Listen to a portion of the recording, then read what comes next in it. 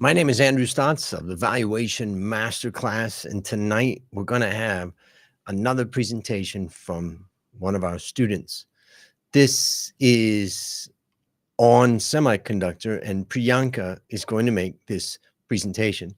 This is the culmination of maybe 400, 500 hours of work over roughly 12 weeks, valuing as many as 11 companies. Incredible journey that she's been on, and let's get her into the room and get ready to talk to us about the company. Priyanka, how are you? Yeah, I'm doing good, Andrew. How are you? I am excited to hear about. What's the name of the company that you're going to value? On semiconductor? Interesting. And I never heard of that company. Yeah, it's a hidden gem. Yeah, so I'm looking forward to it. So let me bring up your screen 1 second. Okay. Hold on. All right, perfect. It's on your screen. And I think we're now ready to go. So why don't you just test by going up, down, and then up again, just one page. Yeah. Okay, so try that again. Yep, perfect, perfect. Okay, so I think I'm gonna remove myself from the group, from this, and then you can start. You Oh, okay, okay? sure. So I'm gonna remove myself now, and then you just take over. Go for it. Okay. Yeah. Hello. Good morning, everyone. My name is Priyanka Hegde. Before I begin, let me ask you, are you on? Yes, you heard that right. Today, I will be walking you through my valuation report on Semiconductor, the silicon whisperers of tomorrow. I initiate coverage on with a buy recommendation based on a target price of $97, implying an upside of 32%. I derive the target price from a DCF based valuation using a WACC of 11.9% and terminal growth rate of 2%. On Semiconductor Corporation, founded in 1992 and headquartered in Arizona.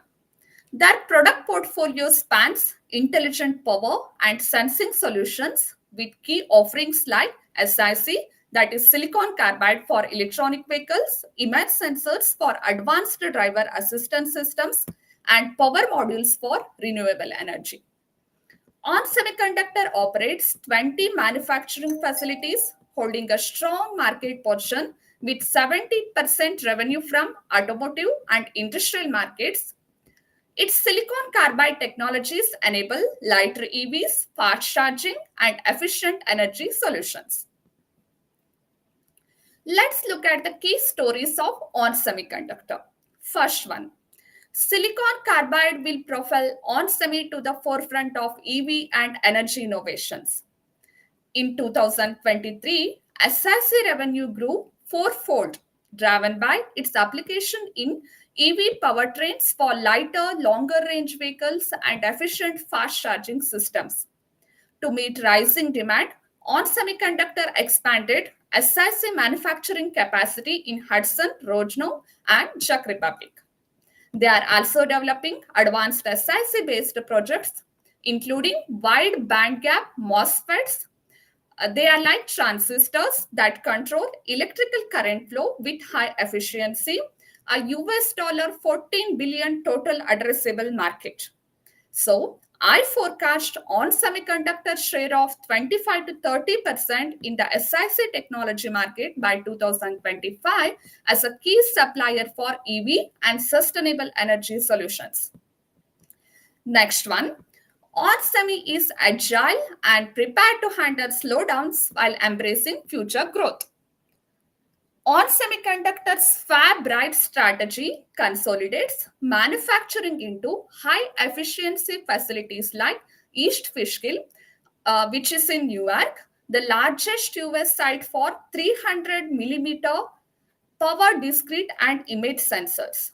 With 500 plus products in vehicles and 600 plus customers, including Nvidia, Samsung, Volkswagen Corporation, Tesla, and Bosch. It demonstrates the broad market reach.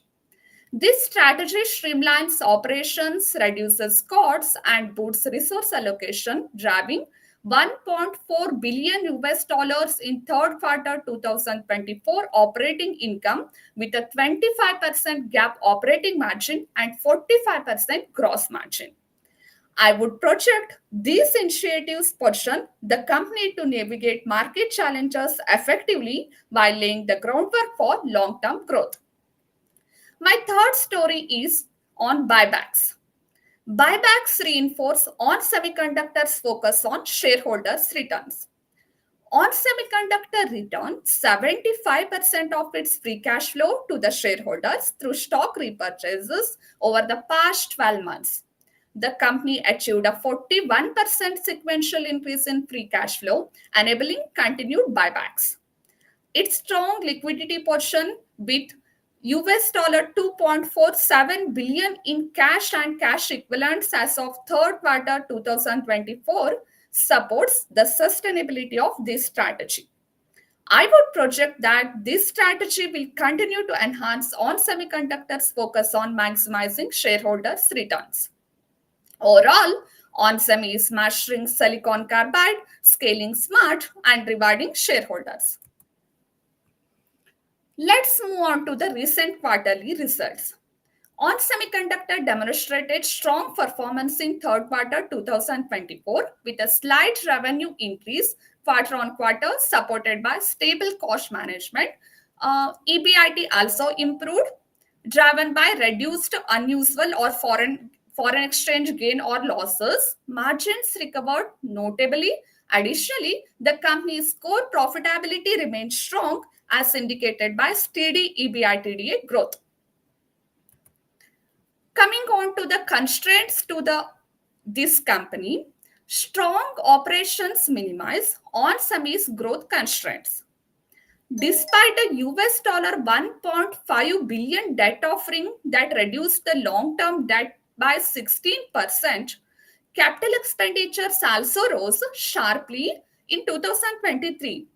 It highlights the business's reliance on large investments and sustained cash flow to meet high capex and working capital needs. On semiconductor is not highly dependent on specific products or clients, with no distributor exceeding 10% of 2023 revenue. As far as constraints to market and people are concerned, on semiconductor operates in a competitive mature market with a focus on automotive and industrial sectors, which made up 80% of its 2023 revenue. It faces strong competition from companies like Infineon and Texas Instruments, particularly in the SiC segment.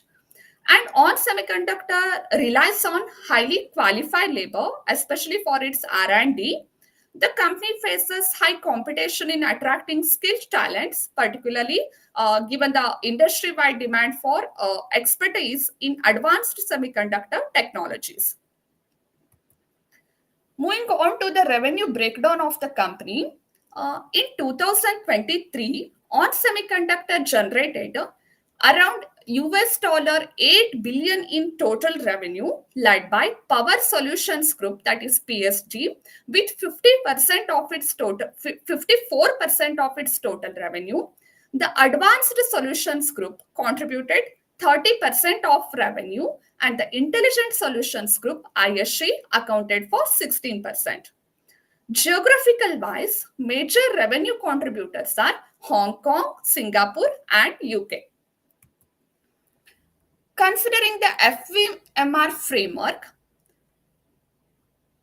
even though on semiconductor ranks the worst in the peer group of 1,810 non-financial companies in the USA, the company has strong profitability metrics, with its operating and recurring net margins marking near the top in past 12 months. On semiconductor has strong liquidity.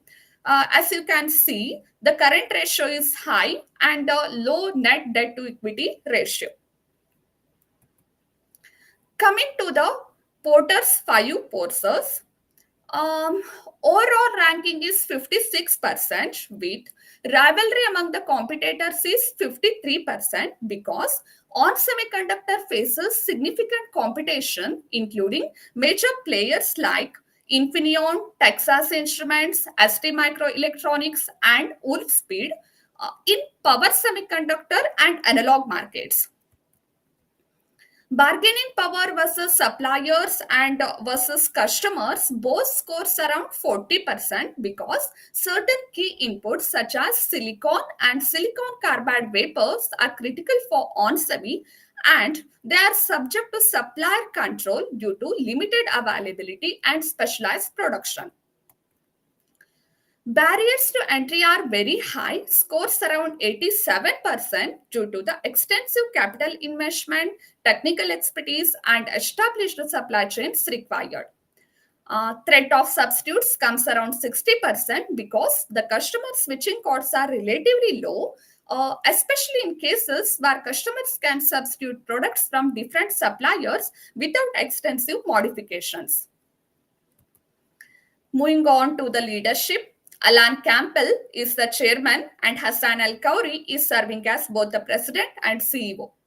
Percentage of total shares held by the insiders are only 0.33%. Top five institutional holders are Fidelity, Vanguard, BlackRock, State Street, and JP Morgan Chase, respectively.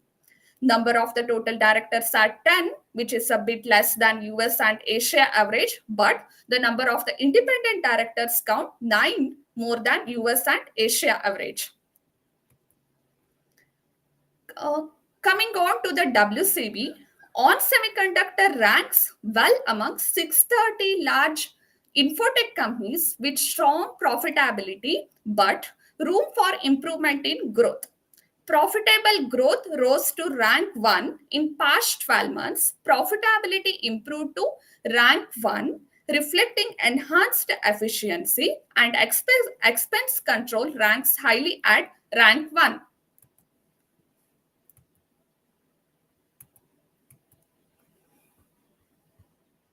On Semiconductor achieves an outstanding 100% ESG score. Its robust environmental initiatives, including resource efficiency, renewable energy targets, and innovative eco friendly products, position the company as a sustainable leader. On Semiconductor excels in social responsibility with strong health and safety measures, human rights policies, and anti corruption initiatives, ensuring ethical business practices.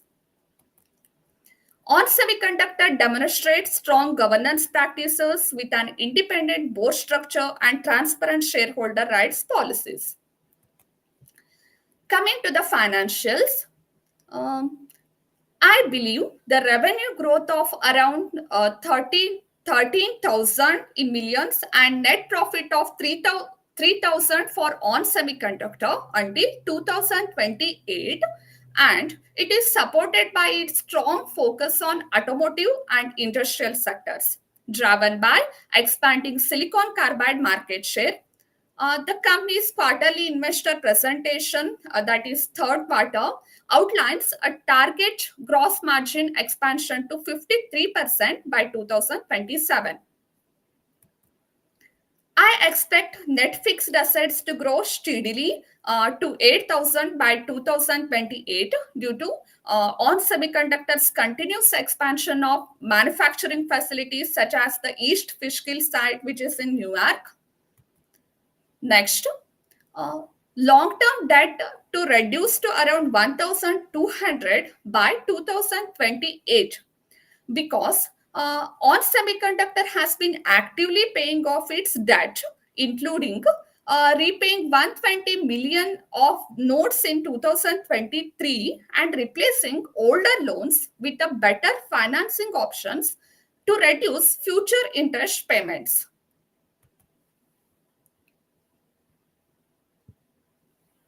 Next, capital expenditures. Consistent growth in capital expenditures to reach around 1,600 by 2028, driven by focus on global manufacturing facilities. Current ratio to remain around 3 to 3.5 in 2026 due to on semiconductor strong cash generation and effective management of its short-term liabilities.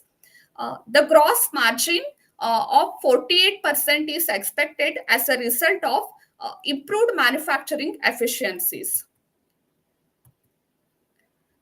FCFF and FCFE are also showing consistent growth trend. Coming to the relative valuation, ON looks relatively undervalued compared to USA, the world, and Asia ex Japan with a PB to ROE multiple of 0.11 in year 2025 estimated year. On semiconductors, PE ratio for 2025 is notably lower than global and US averages, reflecting attractive valuation levels. In order to arrive the target price, I assumed a 2.5% risk-free rate for the US market, reflecting stable government bond yields, and 8.5% equity risk premium, consistent with historical averages for developed markets. I incorporated 2% terminal growth rate. It yields an equity value per share of US dollar 97 according to the FCFF method. Key point here in sensitivity analysis is if the terminal growth rate increases by 1%, the value rises to US dollar 105.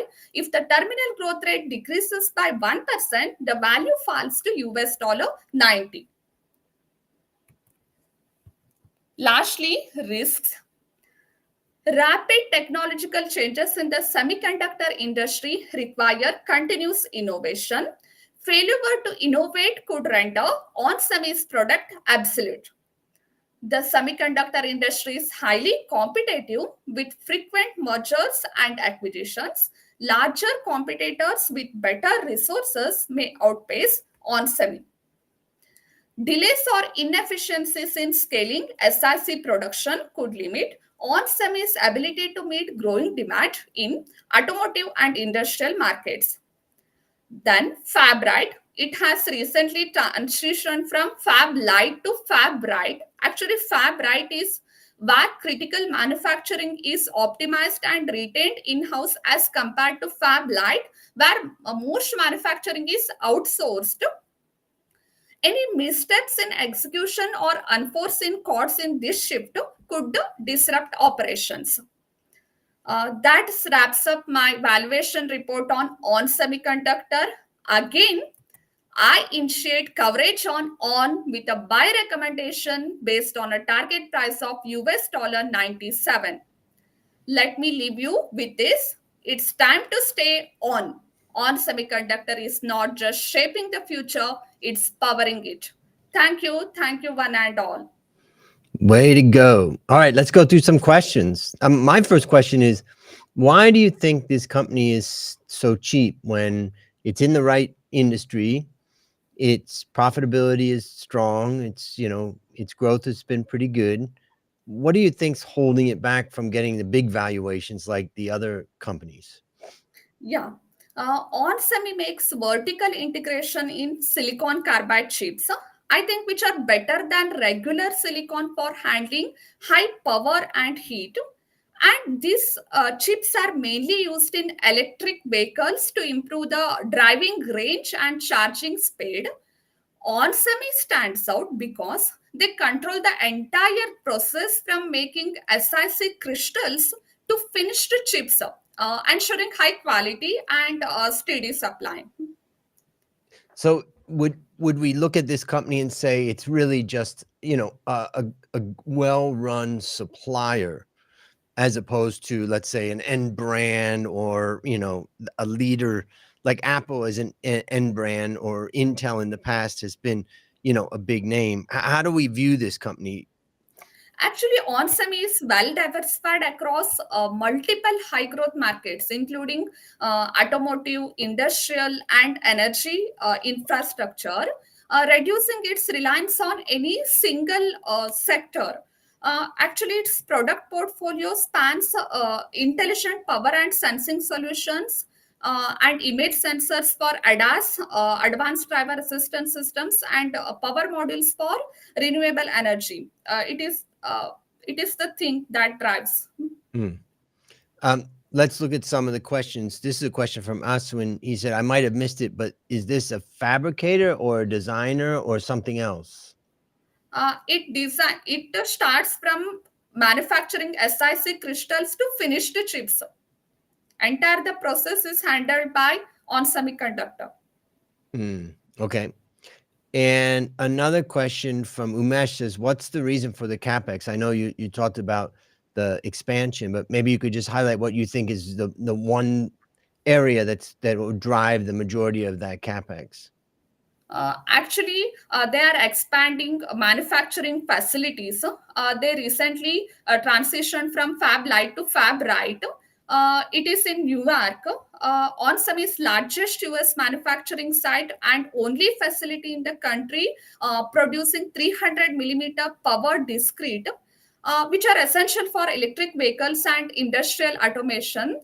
Uh, these are the reasons for the capex expenditures. Okay. And Momin asked the question, given that most of their revenues come from Asia, what about the competition with TSMC? Or is it true that most of their revenue comes from Asia? Yeah, most of the revenues are coming from Hong Kong and UK. And Yeah, so what about competition with TSMC? yeah. Actually, on semiconductor is mainly about producing the silicon carbide as compared to the TSMC. Okay. And Momin asked one question, which was, why do you expect a drop in ROE? Uh, no, I don't expect ROE to drop mm, because on semiconductor. Okay, 1 second. Yep, take your time. On comparing with the average industry ROE of 11%, the company's ROE looks, I think, pretty remarkable because our on semiconductor has seen exceptional 43% net income growth in the last 5 years compared to the on semiconductors net income growth with the industry. And pleasingly, I found that the growth seen by the company is higher than the average industry growth of 20 to 21%. Excellent. So how does it feel to graduate from the Valuation Master Class? Yeah, I feel really good actually. I feel awakened after graduating from the Valuation Masterclass Professional. I understood the strategies behind the valuation. In just 6 weeks, I have valued 9 companies across different sectors, including mining, tourism, and semiconductors. And this journey has helped me step out of my comfort zone and explore the new markets. And I'm excited to apply these skills in my future work. Mm. And how would you describe what you know now compared to what you knew at the end of boot camp? Uh, yeah, when I started the valuation masterclass, I thought the workload was very challenging. However, when I moved on to the valuation professional program, I realized it was 3 to 4 times more demanding than valuation masterclass.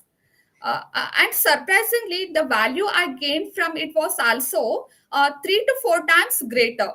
The depth of the knowledge, practical insights, and skills I acquired, I think they are truly worth. And maybe you can give an example, like what's a type of skill that, that you could see that you were able to really improve in Valuation Masterclass Professional? Yeah, one of the examples is peer evaluation. Uh, in order to give the peer evaluation, we have to look into the background and insights of the companies they are valuing, not just the ones I worked on. And this helped me to understand the different industries and how company specific factors affect the valuations. It also improved my knowledge on valuation concepts and gave me a broader perspective. And you said something when we talked previously in one of our calls about how you feel if you didn't learn something each day in the world of finance. Maybe tell the world about, your passion there. Yeah.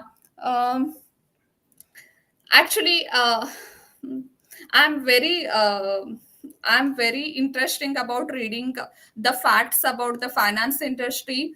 Daily, I read about the logs about the finance, and I will look into the Yahoo Finance and also Seeking Alpha, and I will trade in US stocks and derivatives currently. Fantastic. Well done. I want to congratulate you on making it. Very few people can make it all the way to the end of Valuation Masterclass. That's boot camp and then professional. I suspect you spent probably 400, 500 hours of time working over 12 weeks. So really a major accomplishment. So well done. Yeah, thank you. All right, I'm going to take you out of the group and then I'm going to talk for a minute or two, but really awesome. Really Yeah, awesome. yeah, thank you, sir. Yep. How about that? I mean, I never heard of On Semiconductor, so that was interesting to me to learn about the company and try to understand why it's not trading at such a high multiple as the others. I would say part of that's it's an industrial supply company that's supplying the right industry, therefore it should have growth. But yeah, that was amazing. I would say that Priyanka really did a great job with that. If you want to build a competitive advantage in company valuation, why not join us at valuationmasterclass.com? I'd love to see you there.